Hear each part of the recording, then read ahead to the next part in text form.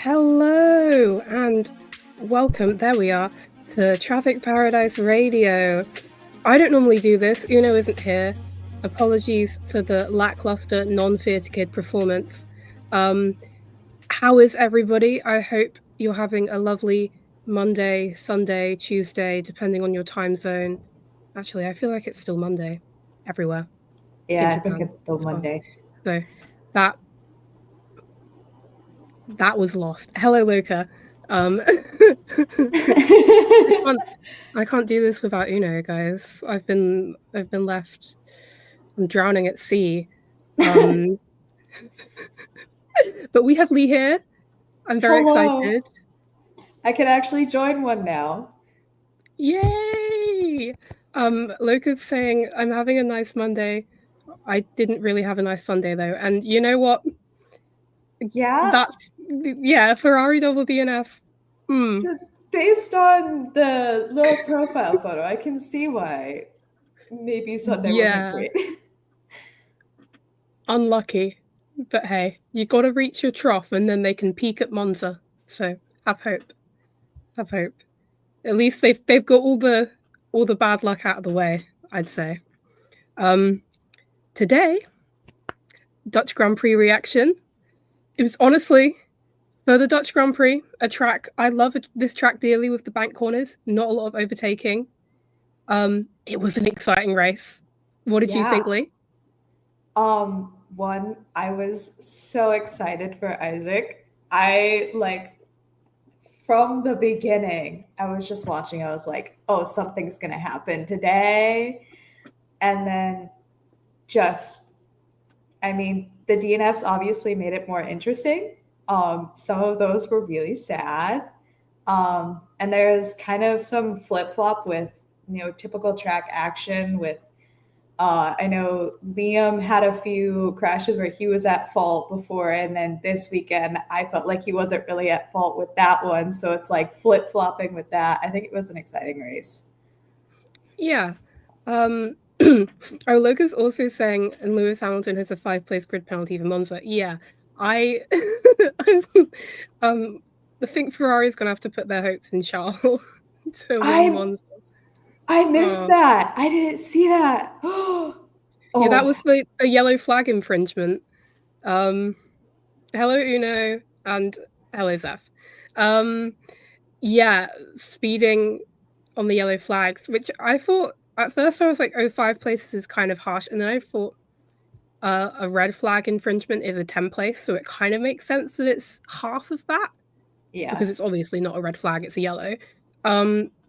Maybe just a little bit of spacing out, not thinking about that, because that's not kind of a mistake you want to be making when you've been in the sport for so long.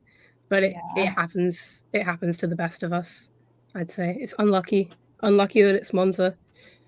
I think unlucky for Lewis that he was actually sort of seeming to be in pretty good spirits after quali, I think, or at some point in the weekend. I saw an uncharacteristically happy interview from him. And then it's all gone kaput. And I don't think he was as happy after the race. I can't really imagine why.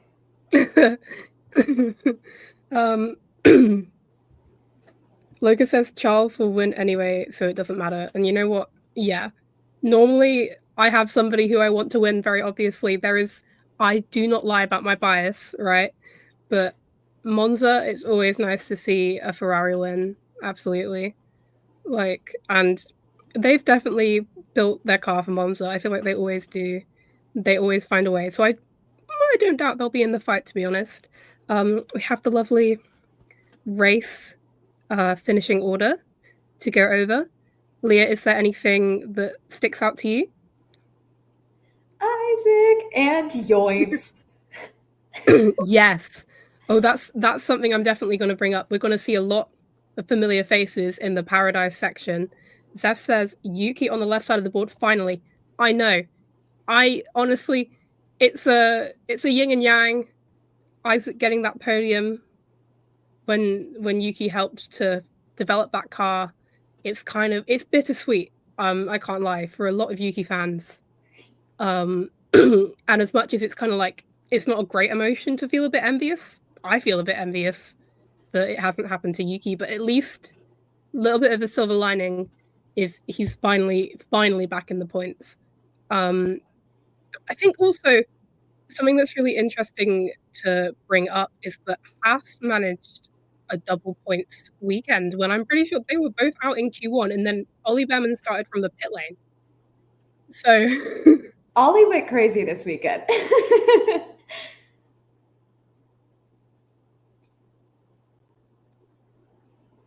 Seth says, I feel envious, but Yuki had a great drive. Yeah, I'm very happy for Yuki. I think, yeah, Ollie had a good drive. I think Haas lucked out a bit on the safety car strategy, or I don't know, there was so much going on that either it helped them or it hindered them. I don't remember, to be honest. But they, happy for them, good weekend for them. Unfortunately, this is what I'm liking about this year. It's so close in the midfield that, God, I feel like more midfield teams scored than top teams this weekend. Like 1, 2, 3, 4, 5, 6. Yeah, Yeah. that's wild. So although Haas benefited from a double points weekend, the teams near them also benefited, apart from Alpine, really, which Rip Alpine. and yeah, Franco getting a whiff of a points finish, but it's just not happening for him, which is unfortunate. I think he drove better this weekend, so he can take that. P11 is always kind of the worst place to finish. So Speaking from experience on that one. yeah, P11 or P2.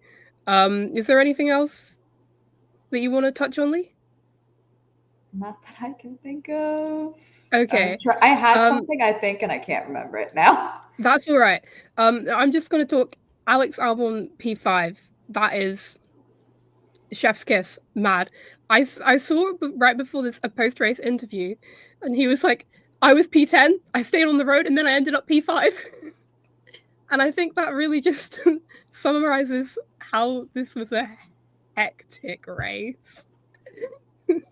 Because I don't know, he was just sticking on the road, pitting when he had to, not getting crashed into or crashing or getting in an altercation, and he finished P5, which is great for him. Great for him. Okay, and now drivers' championship standings. Big movement in the middle field. Obviously, Isaac is jumping 3 spots, almost doubling his points with that podium finish, and he's now tied with Nico. And obviously, they've also had the same highest finishing position, so that's a true tie. Even though I put him as P10, I don't know. Don't ask. And Esteban losing out, even though he gained a point. Same thing for Yuki, unfortunately, because Ollie finished P6. He leapfrogged 3 people, and Yuki's P19. Well, to that, I say I hope this is one of many points finishes for him. I think he can gain some momentum now, for sure. We have the spirit now. Yeah, precisely. We have the spirit. Zeph's this lowest of the point scorers. Oh, don't even. Like, it's okay. It's okay, because I'm on so much copium right now. He's finally got the car with the same upgrades, and he did something with it. Look at that. Boom. We're back on track. Boom. We're gonna be like P12 by Mexico, I say. The dreaded Mexico. I'm saying P12. I'm not gonna set my sights any higher than that, but you know.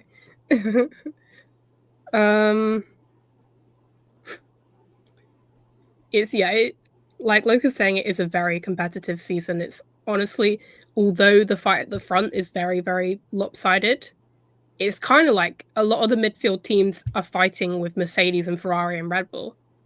It's like that field has just scrunched together completely. Anything else you'd like to touch on here? No. No? All right. Oh, okay. Not to bring up Alex Albon again, but he is now tied on points with Kimi Antonelli, which I think is saying something both about how maybe Kimi's season is going a little bit lackluster. This is not the weekend he would have wanted after the summer break, and I think we'll be bringing that up a bit more in the Paradise and Purgatory section. But for Alex as well, that's just a testament to how well he's driving. Even though I'm pretty sure he had a string of 3 DNFs, because of course he's driving a Williams. He is level on points with a Mercedes, which I think is very, very sweet. Okay, movement in the constructors, there is not a lot. It's just, at this point, Racing Bulls and Sauber are trading places, but I think Racing Bulls got the jump a bit this time. There's a 9-point gap there.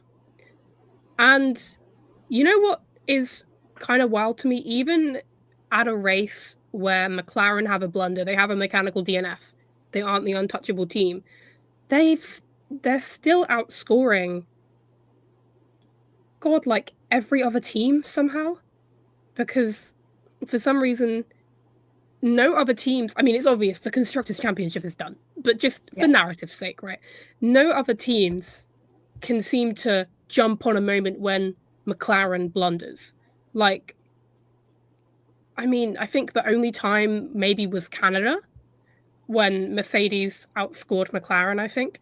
But like here, Ferrari double DNF, they can't capitalize on that. Mercedes only have 1 driver in the points, they can't capitalize. Red Bull have 2, but it's not as many points. Ooh, Loka has an interesting take here. I think Albon should have got Mercedes for this season, and Kimi should have gone to Williams just for this season. Yeah, that's the take I've been seeing. I don't want to dog on Kimi, you know, because it's not like he would have said no to the Mercedes seat, right? Like, maybe more can be said to Toto, that maybe putting him right in a competitive seat wasn't the best idea. Making him skip junior categories wasn't the best idea. Maybe he needed a little bit more development. I mean, like, he's getting a lot of comparisons to Max in his early years, but even Max had some time at the Red Bull Junior team before he moved up to the big team. Lucas says, I liked Kimi until he binned it into Charles. You know what? Fair. Yeah. Oh, that's fair. But yeah, I will definitely be speaking more on Kimi. Oh, look where we are. Paradise and Purgatory. It's beautiful. I have to try and remember the lines Uno normally says. I feel like you're going to watch me fail spectacularly. So, get excited. First of all, oh, look, normally I'm not bringing myself into this. Oh, Immy, would you like to tell us your Purgatory pick for the week? Yes, I would. Thank you so much for asking. I've gone with Kimi Antonelli. You might have been realizing I was leading on to that just a little bit. So, messy weekend for him, not what he would have wanted after a bit. He had the peak of Canada, and ever since then, it's kind of been like, you know, I think he has less points finishes than non-points finishes now, a couple of which weren't his fault.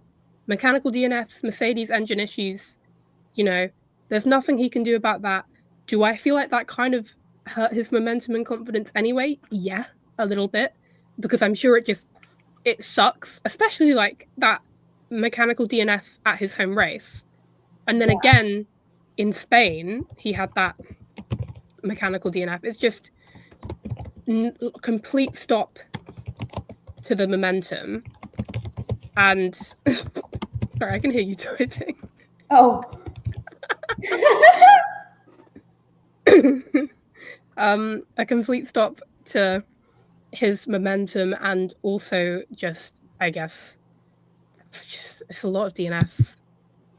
And then he probably is really wanting to show how much he deserves to be in that seat, and he's wanting to keep getting in the points and finishing high and fighting for a good finishing position. And that is maybe leading to him being a bit more ambitious. I mean, he's had 2 real mistakes, right? One was sort of like locking up into Max, and the other one, obviously, this incident with Charles. Those are the real standout moments. It's not great, but what I'm hoping he does is he takes this, he reflects. I know he went to Ferrari to apologize, which is always a great attitude to have. So there's nothing against like the guy as a person, right? Because that's exactly what you should do. Take this, reset, and come back and have some points finishes and finish out the season in a strong way is really what he needs to do. I don't think his seat's under threat. I'm pretty sure this all Mercedes has been like, it's like rain this season in a race. Oh, it's going to rain. Oh, it's going to rain. Mercedes are going to change their lineup. But they never were going to change their lineup. Let's be for real. It wasn't going to happen. Toto wouldn't drop Kimmy like this. He's put all his eggs in that basket. And hey, I mean, I want to talk about Oscar for a second. His rookie season, maybe there weren't as many mistakes, but he wasn't on the pace and he's developed a lot. You have to stick with a driver for at least like 3 years before you can write them off. So I don't think, I mean, Kimmy's got the outright pace. He just needs to take a breath and sort of focus that more and think when is a good opportunity to do something, when isn't, when is a move opportunistic. And I believe he'll develop. I believe he'll stay in that Mercedes seat for a while. I think that podium, that's kind of all he needed this year. Uno's written my lines in the comments. Yay! Thank you, Uno. Okay, well, I'm gonna lay off of Kimmy now. Lee, would you like to tell us your purgatory pick? My purgatory pick is the FIA. And just the stewards. There's been so much. Like this whole season, we've all kind of, it's been rough. But this weekend was special. Like with Carlos getting the 2 penalty points, I kind of was like, that's a little extreme. And I swear I don't remember who it was, but I swear I saw someone say that like the FIA wasn't even talking to them. Like, what is going on? Like, how is this happening? And you have George also talking about like the stewarding as the Grand Prix Drivers Association director, saying like this isn't up to our standards. So this race was kind of crazy. Yeah, I mean, that was what you're talking about. That was Carlos. He was okay. So it was Carlos. He wanted to talk to the stewards afterwards because he didn't agree. He wanted to talk to the FIA. He says normally the FIA says doors open, you can come in any time and talk and chat. But this time they said we don't want to talk to you. We don't want to hear you. Go away. Interesting. So I mean, at the end of the day, once the penalty's done, he served it. It's done. Yeah. They should have just talked to him about it. It's not like he was going to ask for it to be revoked because it's been served. Yeah. But it was probably more, what's your reasoning so I can understand it, right? So I feel like it's stupid to not hear him out. It was 110% a racing incident. I feel like everybody thought it was a racing incident. Yeah. And although you shouldn't penalize based on what has come of the incident, I feel like that happens more often than not, Yeah. So in this case, neither Carlos nor Liam were better off. They both had punctures. They both had issues. It was a racing incident. They both hurt each other. Like, it's the 2 penalty points on it that gets me. Yeah. Like that was too much. Yeah. Yeah, I feel like their penalties have been getting kind of harsher, which in some cases I can understand because I think we had this thing last year where it was like, it's okay to push somebody off because it's going to be 5 seconds and then I can outdrive it or whatever. Yeah. So I understand it in some cases, but then if the penalty is harsher, you really have to be consistent in how you're dishing it out, I think. Yeah, that's exactly it. Okay. I've got to go find the script. Kimmy Antonelli. VFIA. You are sentenced to purgatory to atone for your sins both on and off the track. May the gods of motorsport have mercy on your souls.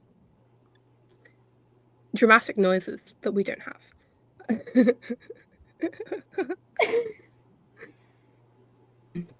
After sending those devilish candidates down to purgatory, we shall now uplift some candidates to paradise.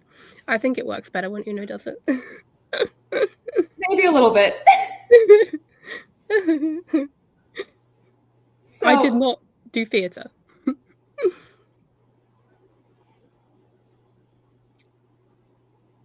would you like me to bring you into it? Yes, please. So, Emmy, please tell us, who is your pick for Paradise this weekend? Why, thank you, Lee. My pick for Paradise is Yuki Tsunoda. You might have noticed I've been talking a lot about Yuki. It's lovely that he got back in the points. I think what really makes this points finish big is that he was on a bad strategy and then he kind of got screwed over by the safety car. And then, as well as that, his car started malfunctioning. It was like, I don't know, I genuinely can't tell you what the issue is because he drove through it, but his car was breaking down. I was like, oh, no, just when we were about to have a points finish, the car's breaking down. He managed to race through the car breaking down and hold his position. And that's just like against all the odds, he has a points finish. And I think that's exactly what he needed to have just something finally to sort of right the path. You know, he's been out of the points since Imola, Imola was a great drive as well. Like, has it really been that long? I think so, yeah. It's been, oh my god, too long. Okay. Zeph says, I think it was that he had no power for the first 40% of his throttle and it all came in the last 60%. Yeah, I think that was it. I remember hearing 40%. So it was a weird issue that he was having to like troubleshoot and work through while also racing the car. And finishing in the points. And you know what? Maybe when Yuki was going to Red Bull, I was like, oh my god, Yuki's going to Red Bull. I wouldn't be happy about a P9. I'm so happy. And this is just the momentum he needs. And hopefully this is the first of many points finishes for him.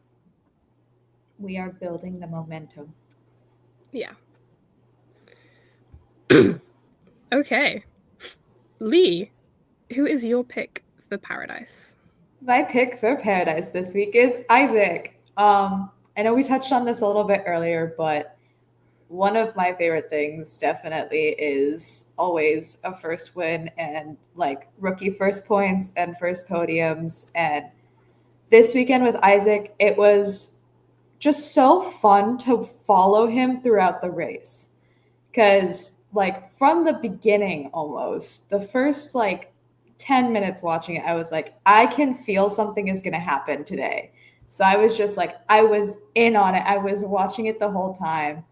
And it, yeah, again, it with Yuki on the screen there, it's a little bit bittersweet that like, this is a car that Yuki helped develop and he was doing so well and at the beginning of the season. And it hurts a little bit that Yuki hasn't gotten the podium yet this season or anything. And it hurts that it wasn't him to get it, but oh my God, Isaac did deserve it this weekend. And it was so cute watching him just run up to the mechanics and then on the podium, he was just drowning. And it was adorable. It's just so happy. And it's so nice to see everyone come together and be like, Yeah. Yeah, absolutely. I remember hearing over like the commentary that every other team was saying that, oh, V carb, they qualified so well, but that car's probably gonna go back down the pack a little bit, you know. They won't be there for that long. It won't be an issue. But Isaac held position in P4 that entire time. That was just stunning.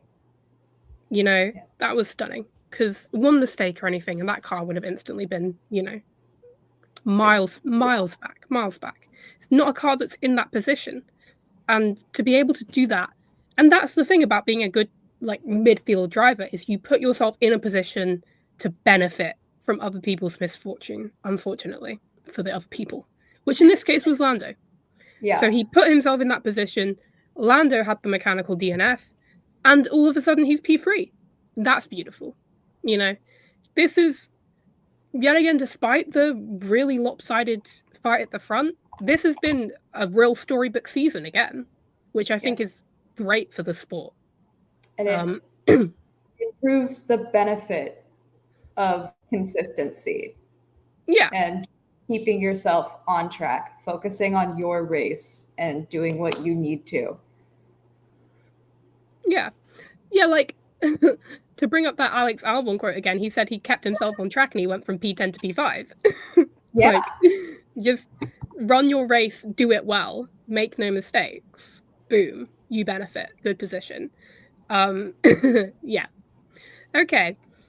Yuki Tsunoda, Isaac Hadjar, for pleasing the gods of motorsport, you have been granted entry into paradise. Ascend. Oh. Whoa. Okay. Three drivers have their surnames starting with an H: Hadjar, Hulkenberg, and Hamilton. They all have podiums in Grand Prix this season except Hamilton. Wow, thank you, Luca. Rip my That's goat. I he has to get a podium by the end of the season. I may Like, actually cry if he doesn't. come on. He has to. It sucks. It sucks really that he hasn't. It sucks for him. He had that one in the sprint. It was a win actually, wasn't it? He had the sprint win, but sprints don't mean anything. I was gonna say, are we counting sprints? No. Oh man. Okay. Now, our lovely, beautiful predictions. We're gonna go over them, rip them to shreds. I'm very I excited. cursed so many people with this. Okay, here we go. Pole position. Shocking, shocking go. Only Tay got a point here.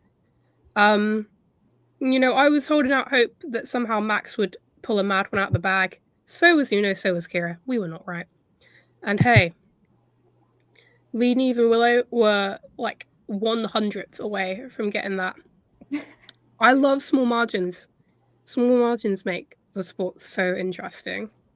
Like, genuinely. And then, you know, sometimes we do interesting, sort of optimistic predictions for third place. This would have been a good week. Like, every time there's been an interesting third place finisher, we have not done it. I feel like somebody's even predicted Isaac on the podium, to be honest. Not this week. Nobody gets a point. Nobody gets a point. Because Isaac's just too good, guys. You know. It was beautiful. Can't beat the goat. Second place, Kira comes in for the W, for the point. This is what happens when you've decided to go out, be interesting. I didn't. Nobody else did. And McLaren don't get a 1-2, which they were on for their fifth in a row. So I don't think any of our predictions were out of the realm of possibility, really. But yeah. Hey, Kira, boom.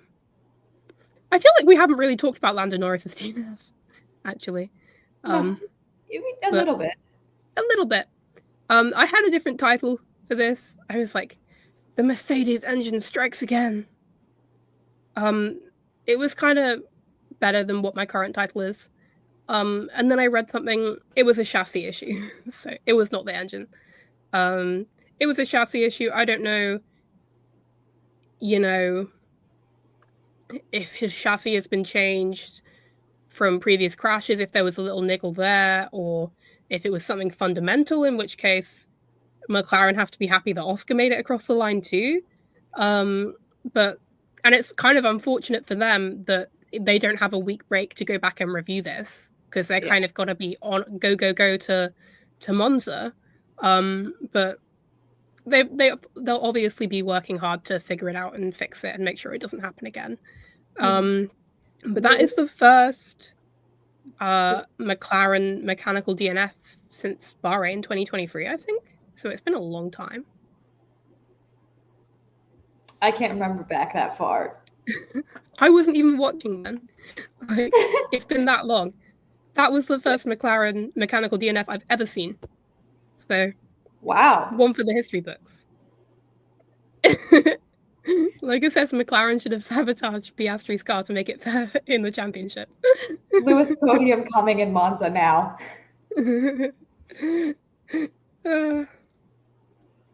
Okay. But yeah, Kira is, due to that DNF, Kira is the only person benefiting here. But good for her. Then, first place is always the gamble between the two of them at this point. Lea gambled wrong. Yeah. Lea gambled wrong. This is what I mean. I curse people. Yeah, that was a mega curse. Uno's saying his DNF was soul crushing. Zeph says, when he DNF'd, I felt my heart drop. And honestly, although I do have my biases, obviously, it sucks to maybe have it decided by mechanical DNFs. It was kind of a commentator's curse the entire weekend. I swear to God, the one thing the commentators were doing this weekend, gassing up being a world champion. When you walk in the room, you're a world champion. No one can take that away from you. It's different. I'm like, whoa, okay. And we don't want it to be decided by a mechanical DNF. That would really suck if it was just decided by something mechanical through free practice 1, free practice 2, free practice 3. Probably in quali 2. I kept saying it. So maybe it wasn't you, Lee. I hope it wasn't, but I have a history. The good old commentator's curse. But yeah, there's still, if this had happened like way closer to the end, it would have been really heartbreaking. But I think there's still 9 races. A lot can happen in 9 races. Yeah. A lot. So I don't think any fans of Lando and Lando himself, they're not going to be giving up, right? You shouldn't give up. It's not, gaps of bigger than this have been overturned. Yeah. So,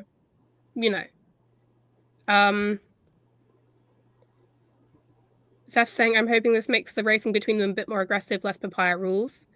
Oh God, I cannot hear the phrase papaya rules. Uno's roasting himself in the comments. Okay, yeah, you were alive to watch Schumacher versus Alonso in 2006. I was being born, so I hope you enjoy that. I was alive, but I was not conscious. I had not formed thoughts yet. In terms of aggressive racing, I think they're going to start going at each other's throats once the Constructors' Championship is sealed. Yeah. Although the Constructors' Championship is as good as one for them, I think there's something between it being as good as and it actually being one. And once the Constructors is won, they don't have to care about doing stuff for the team anymore because the team has won the team prize, right? Then I think the racing is going to get really, really exciting, and maybe the guys on pit wall will stop coddling them and babying them and telling them off every time they go for an opportunistic move. Yeah. I swear to God, that needs to stop. Like, I'm so over it. Yes.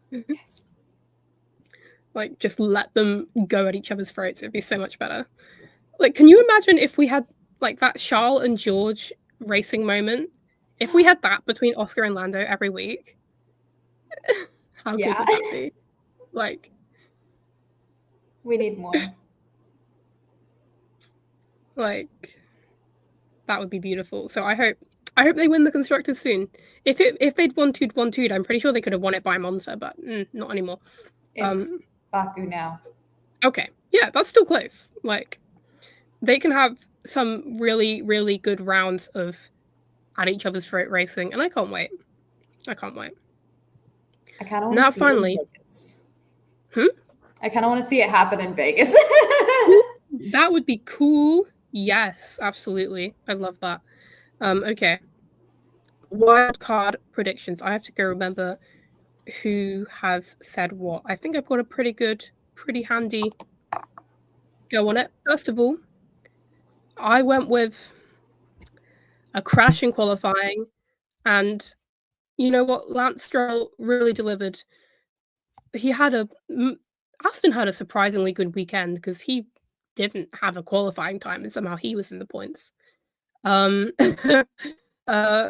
Uno went for, what was it? Yeah, Esteban Ocon top 8. Now, if Uno had said Esteban Ocon points, he would have had that. So something interesting to think about while you go to sleep at night. That would have been a point on the board. So, think about it. Neve went for Ollie Behrman top 12, which is also getting some weird numbers in here. I questioned that in the predictions, but it worked out because Ollie Behrman was P6. Solid. Kira went for 2+ DNFs, which certainly this race supplied 3 of them. It says, yeah, thanks, Immy. No worries. I'm always here. Don't worry. I'll brighten up your day. Lee, I mean, I loved your spirit on that one. Which one did we do? Was it the Colapinto points? I mean, you wouldn't have got it either way, but I went for all the rookies have a blunder. Oh, okay. Which, you kind of anti-cursed Isaac on that. Like, you know what? Yeah, that podium wouldn't have been there if you didn't predict this. He went, something bad is going to happen to him. Something bad is going to happen. And Ollie Behrman got points. I mean, something bad did happen to some of them, but yeah, Ollie got points and Isaac got a podium. So,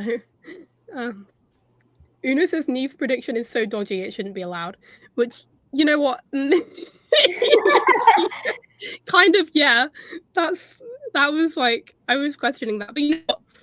A P6 is so cementedly, like, he didn't come P11, so, that's fine. That's fine. Tay predicted, I think it was Isaac gets P7 or higher in quali, which he did. P4. Solid. And Willow went for Red Bull DNF, which didn't happen. Locus says, is it just me, or did I completely not notice Sauber that entire race? Well, yeah. I think at one point, Gabby was like up in the points and commentary was gassing him up, but he hadn't pitted. So, like, that meant nothing. It was sort of like Sauber, and then somehow also Alpine and Haas were kind of anonymous. Like, they did stuff. Haas had a double points finish, but I didn't see them like the entire race at all. Yeah. But I also feel like we're not seeing a lot of midfield teams. I feel like, especially with just like the coverage, they focus so much on the top teams and you don't see midfield. And you know what? Even though Oscar was kind of controlling that race so well that I don't think Lando would have been able to overtake. I mean, he was only in DRS 1 lap, and then Oscar was like, no, you're not having that, and dumped like 6 temps on him. It does, from like a championship battle standpoint, when they're within 1 second, it kind of makes sense to focus the camera up there a lot of the time, but it does sort of get to a point where you probably have to be a bit more vigilant about what's going on in the midfield when it's so close and so interesting this year. Like, you have no idea kind of who could be finishing P5 to P10. That's all up in the air, really. Although Williams maybe have a handle on P5. We'll see. But yeah, just needs to be a bit more vigilant, because for sure they don't focus on it enough. Uno says, my prediction for Monza, more than 10 cars finish. And it can be a treacherous one. So, yeah, that's... But Okay. if 10... I don't know about that, dude, to be honest. Yeah. Not sure about that one. When was the last time 10 cars DNF? Like, I don't know. It has to be a while. Could all it be?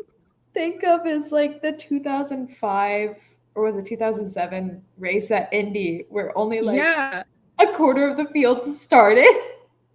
Yeah, and luckily there's no bad blood with our tire supplier now, so that won't be happening. Yeah. Like my prediction for Monza, the winner gets 25 points added to their championship tally. Don't think we can do that one. That's funny. I'll throw that in our chat just to see. I mean, you know, to be fair to Neve, Ollie was starting from the pit lane, so even B12 didn't seem like like a possibility, really. So, you know, but I think we will formally place a ban on top 12. I think that's because Ollie was finishing in P11 so much. This is a formal ban. No more top 12. We are now. But you also, yeah, you also cannot predict more than 10 cars finish. Oh, I've lost Lee. Okay. Lee, come back. This is somehow like worse lag than Uno has normally, just completely dropped off the face of the earth. But this is just in time. Oh, you know what I didn't do? I uploaded and I changed the predictions leaderboard perfectly. I did not change the positions. So ignore that. Completely ignore that. Me and Neve are not tied for first. This one only 9 finish in Monza. Lol. Uno says, wait, it's not my internet. I don't know what's going on. Hey, we're gonna change. Oh no! I'm alone. We're gonna change software eventually. We'll figure it out, guys. It's not gonna be this janky forever. So I will debrief the predictions leaderboard with you. I hope you're excited. I'm actually back. Hello. I don't know what happened. My internet just kind of disappeared. It's okay. It's the curse of Uno. You know, we have to have an internet bit. It's not Traffic Paradise Radio without an internet bit. Okay. Thank you, I am in first. Finally, eking out a bit of a lead over Neve, who's in second. We're not joint first. Don't look at that. Kira is in third. Uno has dropped a place. Sad for Uno. Sad day. Uno has dropped a place. 22 points. Reminiscent of a certain someone. Uno is sad. Oh no. In P4. Lee, Kay's sneaking up behind you. I hope you feel scared. I do. Traffic Paradise dial-up. Aren't they shutting down dial-up services now, though? I swear I saw something in September. They're shutting down dial-up. What the hell? Willow is in last, unfortunately. Loca's also there. You're still here, Loca. You're never getting another prediction, so you will forever be last. I hope you can take great comfort in that. Have fun. You really ate with that one prediction, and we're never getting another one. So. I don't like being threatened. This is dictatorship. You don't get a say. This is not a democracy. Oh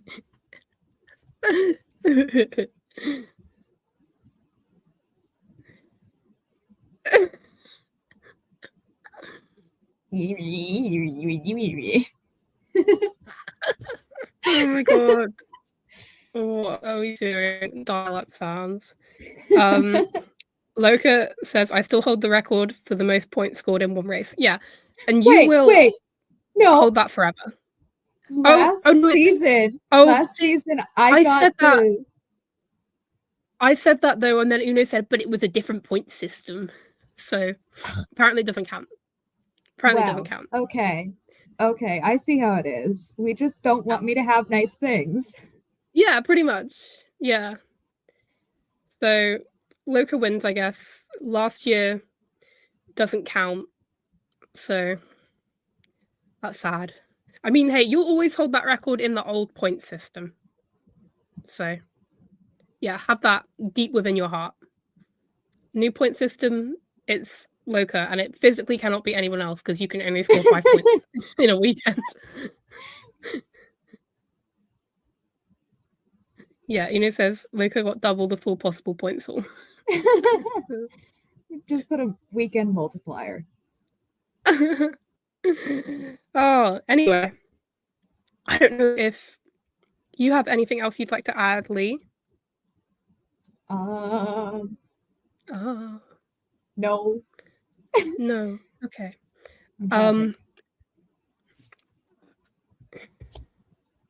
Yes.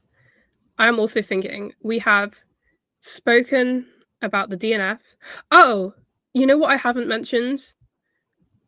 Oscar got a Grand Slam. I completely glazed over that, which is he did? I think yeah.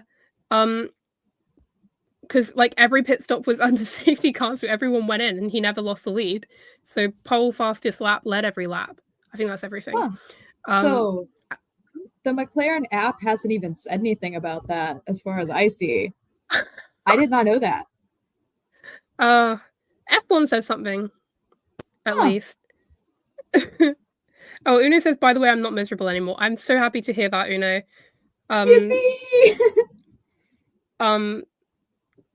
But thank you, Lee, for stepping in. Heart emoji. The one time I can now. Yeah, well, it's good. I would have been a wreck if I had to explain. Wednesdays I will not be here, though. It's okay. I got early morning classes. I cannot do that.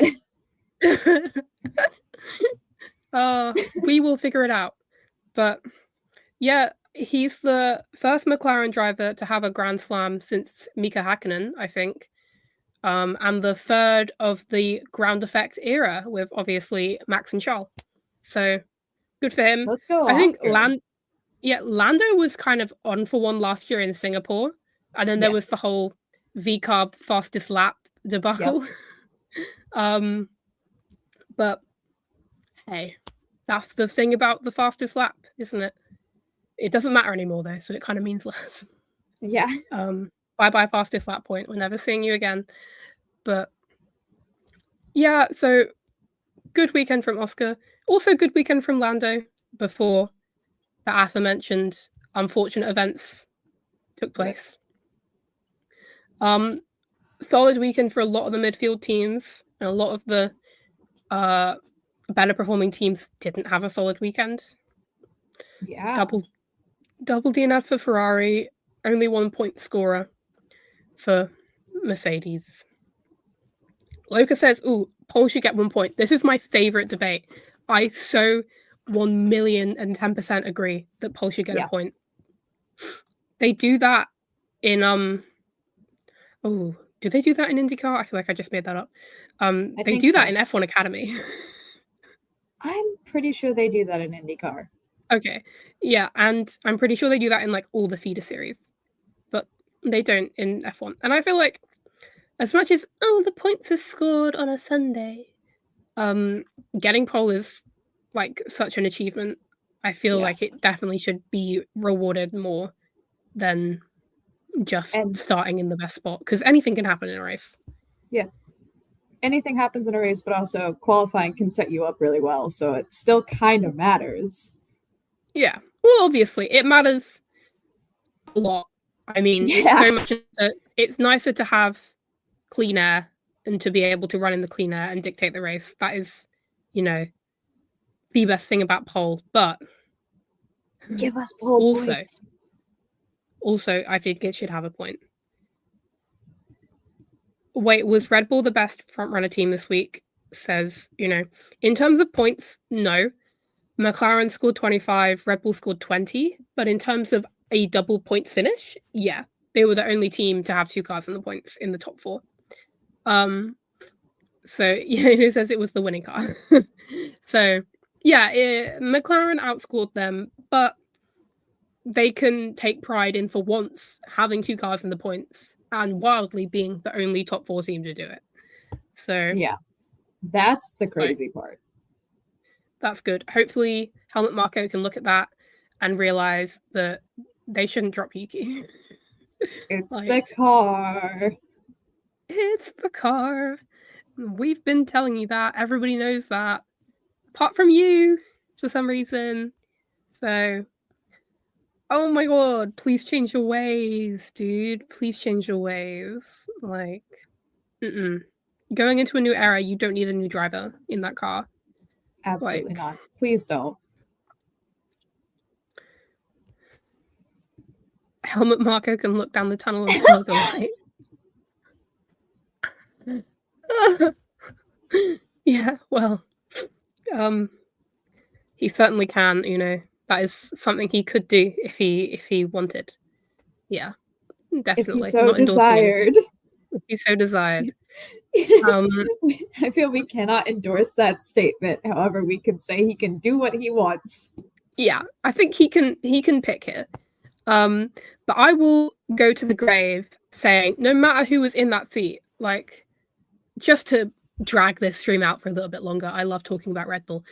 No matter who was in, if it were Liam, if it were Yuki, if it were Isaac, if it were whoever, you know, Perez even. I mean, actually, I was kind of biased last year, but when you're going into a new era, when we know the car's the issue, you should not put a new driver in that car. You need a driver that's had some sort of experience and can sort of understand the car, even a little bit. It's not going to be like Max. It's never going to be like Max. If they can have a little bit of a handle, then they can give some sort of feedback. And we've seen with the Racing Bulls this year how good Yuki is at developing a car when he gets it.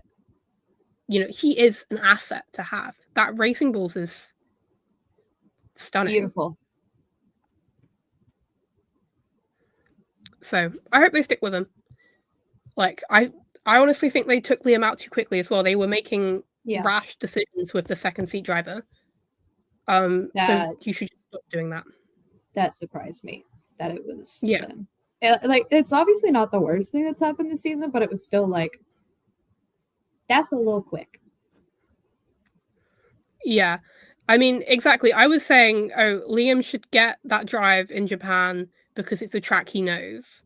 It's not like a street track or anything. It's not a track he's never been to. It's a track he knows, and it's a track he's done well on. But no. And how much of that was probably Honda wanting their Japanese driver in the car in Japan? Probably a lot, to be honest. But at the same time, I thought it was too quick. Yeah. So I was a big proponent of he should at least get Japan. Yeah. Literally at least Japan. At least like 2 races is not enough to determine anything. And obviously, I mean, he might not have been better. I forgot it was just 2 races. Yeah. I fully thought he went 4 by accident. Oh no, yeah, it was literally Australia, which was like wet race from hell, and then China, which he'd never been to before. Like, it's just too quick. It was too quick. I was happy, but I thought when I was hearing all the rumors, I'm like, surely not. Yeah, I remember talking about it, and I was like, there's no way they would do this. They can't do that. And then they did, and I was like, oh, they would do that. Yeah. Zeph saying, also, yeah, Isaac has been good this year, but how much of that is down to the drivability of the car? And yeah, that is a big thing. I mean, at the end of the day, not a spec series, so it's a lot of it is the car, and that Racing Bulls is a great car. And we saw when Liam switched down to the V Carb, he started doing better. Yeah, of course, it took him a little bit to get there, which obviously the Red Bull drive must have been such a knock to his confidence. Yeah. And maybe Isaac is doing a bit better than him, but you know how much of that was having more experience with the Racing Bulls, we don't know. Zev says they don't want to burn Isaac like they did Liam. And you know what? If they do have that point of view, I think that's smart. Because they're just going to, like, chucking in another rookie, chucking in whoever, isn't going to fix the problem. Please just keep your lineup. Literally, just keep it, stay with it. Hell, like, I feel like probability Yuki stays for 2026, maybe not after that, but just have two people that have been in the car when you're transitioning over regulations. Like, just, it's the smart thing to do. Helmut Marko doesn't seem to see it that way, but he's kind of the last of the old guard at Red Bull. And surely he should see, look at what happened to Christian Horner, and maybe think now's a good time to sort of change my point of view and not keep doing the same thing. Because, at least give Yuki the year. Like, saying we're going to evaluate it in Mexico. What a standpoint, dude. That's... Okay. Anyway, major off topic, but Yuki points. Hopefully he can continue that streak, at least running better and not having bad strategy or having the car break down or whatever. A little wishful thinking, but we're trying. Yeah. Zev says give Yuki another year to see how he does in a better run team and hopefully a better car. Exactly, yeah. Because obviously this year they've had a change of team principal rather suddenly.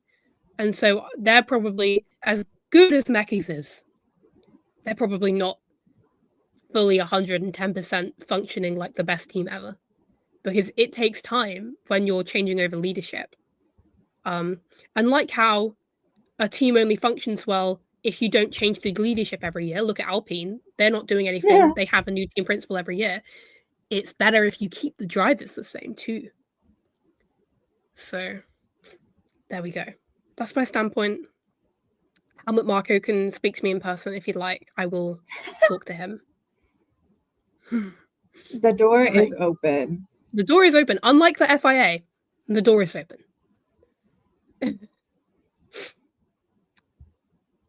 Zev says, I'm hoping more seats are available for 2027 than just Alpine. Oh, for sure. Yeah, like at some point, some people have to retire. Some people might leave to go elsewhere. I don't think it'll be... This year it's quite static, but I don't think it'll be like that next year, maybe. Who knows? Seat discussions have not been that interesting this year, though. Like, no silly season. No silly season, literally. It's like, oh, well, Cadillac's talking to 12 people, but they're going with Checo and Bottas. So, yay! Mercedes are sticking with the same lineup. Ferrari has the same lineup. McLaren has the same lineup. Everybody has the same lineup. Like, oh, what a bore. Not like I don't like job security, but come on. I don't like job security if it's not my job. Yeah, Uno says McLaren kept their driver lineup the same, and look how they're doing. Red Bull, Mercedes, and Ferrari all changed, and they're flailing. Yeah, that's definitely a part of it. When you have two drivers that know the cars so well and have been with them for years, and they're able to give good feedback, that also probably helps the car to be better. It's like Yuki had been, not to bring up Yuki again, guys. Oh my god, am I biased? Yeah. He'd been with Racing Bulls for so many years, and the car is good now because of his feedback, because he'd been with that team in that car for so many years. Now, yeah, Mercedes, I think in part is maybe the Kimi Antonelli problem, maybe bringing him up a bit early. Ferrari is probably less driver, more car development as a whole. They made a fumble because that's what Ferrari do. And Red Bull is just their cursed. So, but yeah, sticking with the same lineup when you have two strong drivers, thing to do. Okay. I'm gonna... No more soapbox. No more soapbox. I've stepped off. we're done. I don't think we have anything else to talk about. No, I'm going back to bed after this. Okay. Okay. I'm gonna end it then so you can get some sleep. Okay. Thank you, Zeph and Loka and Uno, and I don't know if there was anybody else in the chat. I don't think so. For showing up and chatting today. Really appreciated it. Thank you, Lee, for showing up. I love talking to lots of people about Formula One. It's great. And I can do more reactions possibly now. Yay! Thank you, Uno, for giving me the script. He says, please subscribe, leave a like. And tune in. Tune in, tune out. We're a radio, guys. And have a good rest of your day or night. Bye-bye. Bye. Wait, that's not the right thing. What the hell? This is going so well. Look at this. This is the outro slides. I can do it. And Uno says Wednesday, which I'm sure is not about the Netflix show, but rather the fact that our predictions episode for Monza will be on Wednesday. Yes. Please tune in. Tune in. Okay. I'm going to mute myself. Toodaloopies. Bye, Zeph. Bye, Uno. I think Loka's already gone. I don't know. Bye, Loka. Bye, anybody else who was lurking. I appreciate you guys as well. Don't worry. I appreciate you. I am a chronic lurker. So, bye.